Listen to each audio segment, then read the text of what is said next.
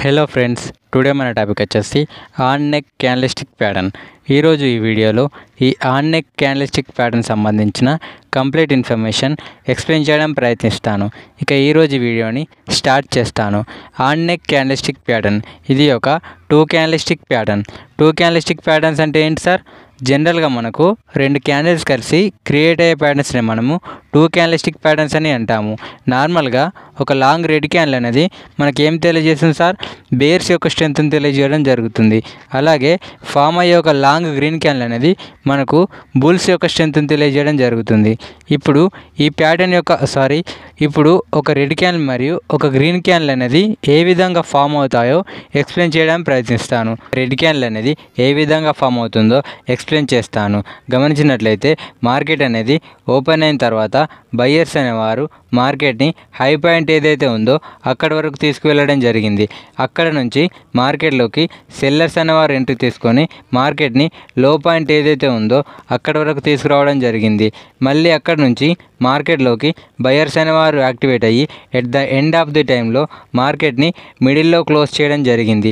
ఈ విధంగా opening price కంటే క్లోజింగ్ అనేది ఎప్పుడైతే తక్కువగా ఉంటుందో అది ఒక రెడ్ క్యాండిల్ ఫార్మేషన్ జరుగుతుంది. ఇప్పుడు ఒక గ్రీన్ క్యాండిల్ అనేది ఏ విధంగా ఫామ్ అవుతుందో ఎక్స్ప్లెయిన్ చేస్తాను.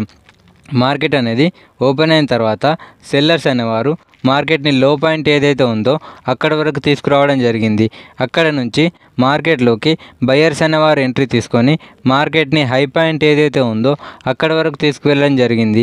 మళ్ళీ అక్కడ నుంచి మార్కెట్లోకి సెల్లర్స్ అనేవారు ఎంట్రీ తీసుకొని at the end of the టైంలో మార్కెట్ని మిడిల్లో క్లోజ్ చేయడం జరిగింది.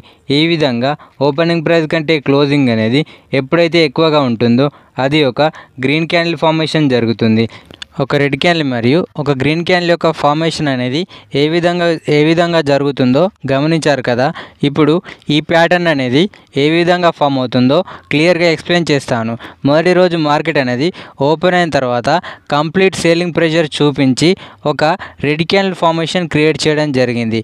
అంటే ఓపెనింగ్ ప్రైస్ నుంచి మార్కెట్ అనేది ఫాల్ అవుతూ ఆ ప్రైస్ ఏదైతే ఉందో దాని కిందన మార్కెట్ అనేది క్లోజ్ చేయడం జరిగింది. ఈ విధంగా ఒక రెడ్ క్యాండిల్ ఫార్మేషన్ అనేది జరిగింది. తర్వాత నెక్స్ట్ డే గమనించండి, అంటే రెండవ రోజు మార్కెట్ అనేది కంప్లీట్ గ్యాప్ డౌన్ ఓపెన్ అవ్వడం జరిగింది.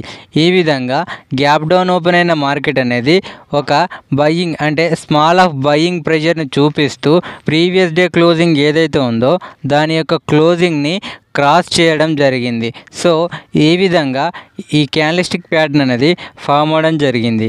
ఇప్పుడు ఈ ప్యాటర్న్ సంబంధించిన మరింత ఇన్ఫర్మేషన్ ఎక్స్ప్లెయిన్ చేయడం ప్రయత్నిస్తాను. స్క్రీన్పై గమనించినట్లయితే ఆన్ నెక్ క్యాండిల్స్టిక్ ప్యాటర్న్ ఇది ఒక బేరిష్ కంటిన్యూయేషన్ క్యాండిల్స్టిక్ ప్యాటర్న్. ఈ బేరిష్ కంటిన్యూయేషన్ క్యాండిల్స్టిక్ ప్యాటర్న్స్ అంటే ఏంటి సార్? ఈ బేరిష్ కంటిన్యూయేషన్ క్యాండిల్స్టిక్ ప్యాటర్న్స్ అనేవి జనరల్గా మనకు ఒక డౌన్వర్డ్ మూమెంట్ ఏదైతే ఉందో మిడిల్ ఆఫ్ ద ట్రెండ్లో ఫామ్ అవడం జరుగుతుంది. సో ఈ ప్యాటర్న్ యొక్క నేమ్ గమనించినట్లయితే ఇది రెండు వర్డ్స్తో క్రియేట్ అవ్వడం జరిగింది సార్. ఒకటి ఆన్, రెండు నెక్. ఈ ప్యాటర్న్లో ఫామ్ అయ్యే మొదటి క్యాండిల్ అనేది ఒక బేరిష్ మారుబోజు క్యాండిల్స్టిక్ ప్యాటర్న్ అయి ఉండాలి. అలాగే తర్వాత ఫామ్ అయ్యే క్యాండిల్స్టిక్ ప్యాటర్న్ అనేది ఒక స్మాల్ గ్రీన్ క్యాండిల్ అయి ఉండాలి. సో మరి ఈ క్యాండిల్స్టిక్ ప్యాటర్న్ అనేది ఒక మిడిల్ ఆఫ్ ద ట్రెండ్లో ఫామ్ అయింది అనుకుందాం. మరి మనం ఏం అర్థం చేసుకోవచ్చు సార్? మార్కెట్లో సెల్లర్స్ యొక్క స్ట్రెంత్ అనేది ఇంకా స్ట్రాంగ్గా ఉందని అర్థము. దీని ద్వారా మార్కెట్ అనేది మరింత ఫాల్ అయ్యే అవకాశం ఉందని మనకు తెలుస్తుంది. మరి ఈ క్యాండిల్స్టిక్ ప్యాటర్న్ అనేది మనకు ఏ టైం ఫ్రేమ్లలో ఫామ్ అవ్వడం జరుగుతుంది? స్క్రీన్పై గమనించినట్లయితే జనరల్గా మనకు రీటైల్ ట్రేడర్స్ అనేవారు 4 విధాలుగా ట్రేడ్ చేయడం జరుగుతుంది. 1 scalping trading, 2 intraday trading, 3 swing trading, 4 positional trading. ఈ 4 ట్రేడింగ్ స్టైల్స్ యొక్క టైం ఫ్రేమ్లలోనూ ఈ ప్యాటర్న్ అనేది ఫామ్ అవ్వడం జరుగుతుంది. మరి మనం ఈ క్యాండిల్స్టిక్ ప్యాటర్న్ని ఏ విధంగా ఐడెంటిఫై చేయాలి? మనం ఏ క్యాండిల్స్టిక్ ప్యాటర్న్ అయినా ఈజీగా ఐడెంటిఫై చేయాలంటే చార్ట్ని డైలీ ప్రాక్టీస్ చేయవలసి ఉంటుంది. అప్పుడు మాత్రమే మీరు ఏ క్యాండిల్స్టిక్ ప్యాటర్న్ అయినా ఈజీగా ఐడెంటిఫై చేయవచ్చు. ఇప్పుడు ఈ ప్యాటర్న్ అనేది ఒక మిడిల్ ఆఫ్ ద ట్రెండ్లో ఫామ్ అయింది అనుకుందాం. మరి మనం ఏ విధంగా ఎంట్రీ తీసుకోవాలి ఎక్స్ప్లెయిన్ చేస్తాను. స్క్రీన్పై గమనించినట్లయితే ప్రీవియస్గా మనకు ఒక స్ట్రాంగ్ డౌన్ ట్రెండ్ అనేది ఫామ్ అవ్వడం జరుగుతుంది. తర్వాత మనకు ఒక మిడిల్ ఆఫ్ ద ట్రెండ్లో ఈ ప్యాటర్న్ అనేది means on neck candlestick pattern అనేది ఫామ్ అవ్వడం జరిగింది. తర్వాత మనము ఒక ప్రాపర్ కన్ఫర్మేషన్ కానీ లేదా ప్రాపర్ రీటెస్ట్ కానీ తీసుకొని ఎంట్రీ తీసుకోవాల్సి ఉంటుంది. ఈ క్యాండిల్స్టిక్ ప్యాటర్న్ యొక్క హై ఏదైతే ఉందో దానిపైన స్టాప్ లాస్ అనేది ప్లేస్ చేయడం జరుగుతుంది. సో ఈ క్యాండిల్స్టిక్ ప్యాటర్న్ చూసి మీరు వెంటనే వెళ్ళిపోయి ఎంట్రీ తీసుకోవడం కాదు సార్. ఒక సింగిల్గా మనం ఏ క్యాండిల్స్టిక్ ప్యాటర్న్ బేస్డ్గా ఎంట్రీ అనేది తీసుకోము.